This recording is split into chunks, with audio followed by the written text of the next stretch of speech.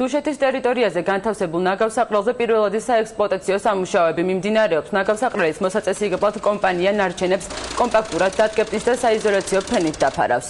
სამუშაოები რეგიონული განვითარებისა და ინფრასტრუქტურის მინისტრის მოადგილემ მოინახულა. ნარმანიას უწყებას რეგიონული ნაგავსაყრელები მართვაში ცოტა ხნის წინ გადაეცა. მიმდინარე წელს მათი მოწყობა და რეაბილიტაციაა დაგეგმილი.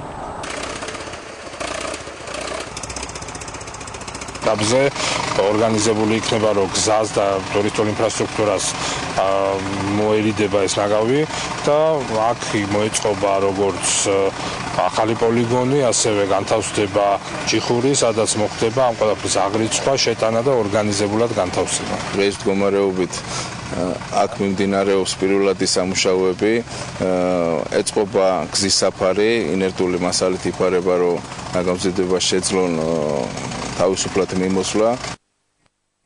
გამოშვებას უცხოეთის სიახლეებით განვაგრძობთ. ერაყში აფეთქებების ხმა ისმის ტერაქტების სერია კირკუკის ცენტრალურ რაიონში.